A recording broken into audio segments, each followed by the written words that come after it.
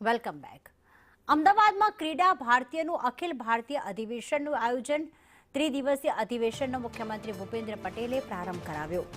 27 રાજ્યોમાંથી ક્રીડા ભારતીના કાર્યકર્તાઓ હાજર રહ્યા. દેશભરમાંથી આવેલા ખેલાડીઓનું સીએમએ સ્વાગત કર્યું. યોગ અને રમતને રોજિંદા જીવનમાં અપનાવવા આહ્વાન કરવામાં આવ્યું. કોમનવેલ્થ ગેમ્સ યજમાની ભારત માટે એક ગૌરવની ક્ષણ છે તેવું મુખ્યમંત્રીએ કહ્યું.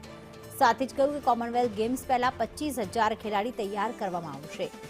ભગવાન શ્રી કૃષ્ણ પણ બાળપણમાં ગેડી દડા રમતા જ હતા. ધોળાવીરામાં પણ સ્ટેડિયમના પુરાવા મળ્યા છે. ત્યારે ખેલ મહાકુંભ 2025માં 72 લાખ ખેલાડીઓ જોડાયા.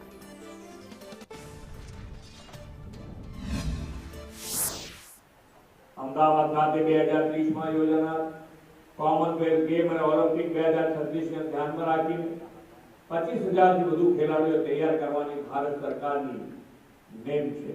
ત્યારે આપણને બધાને ખબર છે કે જ્યારે માનનીય વડાપ્રધાન શ્રી ગુજરાતમાં મુખ્યમંત્રી હતા ત્યારે 2023માં ખેલ મહાકુંભની શરૂઆત કરાવી હતી અને એ વખતથી આની અંદર છેલ્લે આ ખેલ મહાકુંભમાં 2025માં 72 લાખ જેટલા આમાં ખેલાડીઓ સહભાગીતા નોંધાવી છે.